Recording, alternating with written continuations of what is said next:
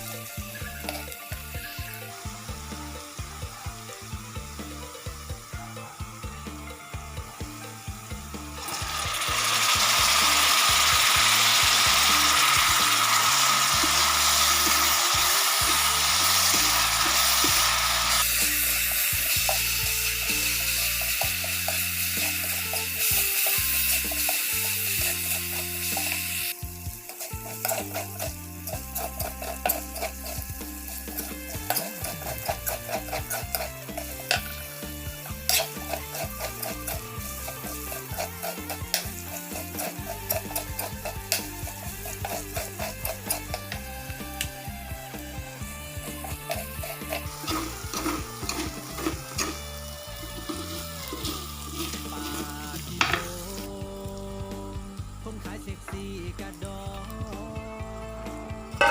เอาดีแท่นอสาวขายตำมาคุ้ง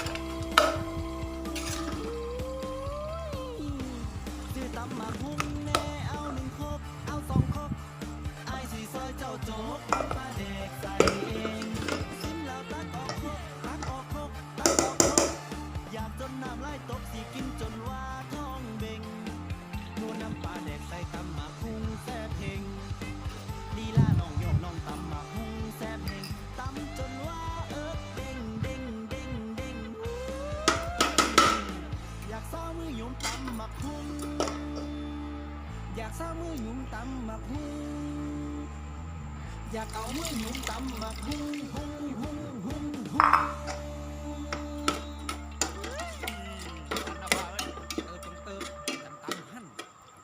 จบ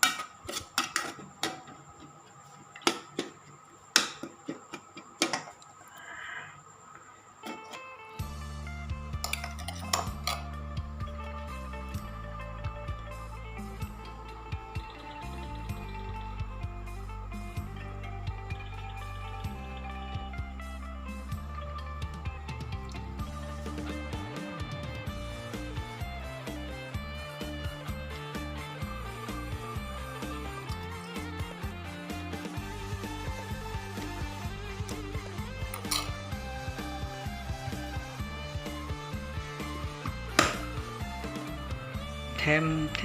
มวันนี้เนาะโอ้โหหอม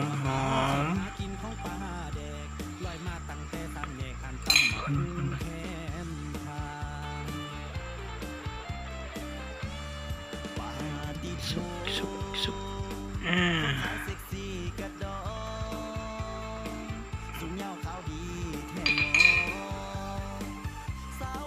โอเคบันนี้ก็เสร็จเรียบร้อยเนาะกินบันนี้ที่เขาแห้งละทายเฮิงแล้วเย่เนาะบันนี้จะไปกินแล้วเขาแห้งก็จะไปกิน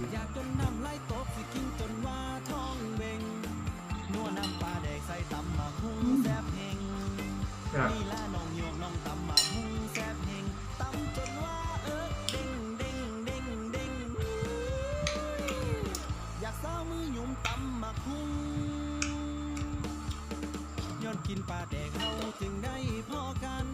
ใจอายเฟ้อฝันอีหลังตั้งนุ่งถ้าได้เป็นแฟนสิขอบใจอย่างสูงถ้าได้เป็นแฟนสิขอบใจอย่างสูงหักสาวไผ่กำมาคุ้งหาดน้อยแก้มทาง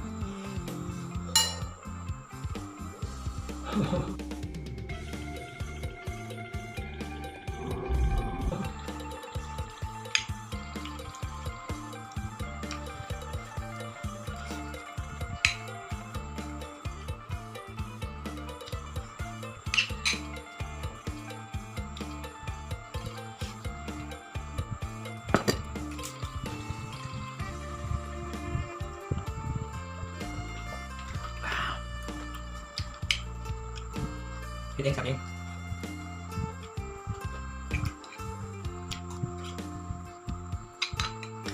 ลงกับตัวนี่ผ่าเพื่อที่ว่าเพื่อกินมีเพื่อกินมากินมันมีของเขากับเด็กที่เขามันไกลหลับ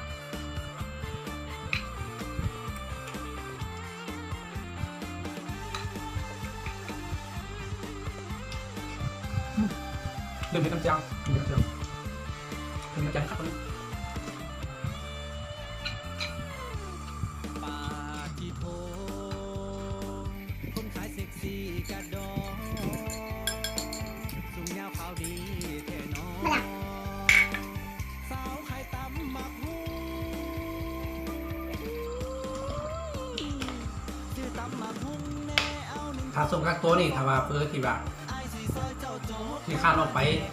ซื้ออยู่ห้างหรือว่าสั่งอยู่ฟู้ดแพนด้าบอเนี่ยนะหรือว่ามีให้กินเองหรอกในซุปกระโตเป็นลองเบื้องรสแต่เป็นเองจับเองบายคลิปมาเจอกันเมื่อนี้เลย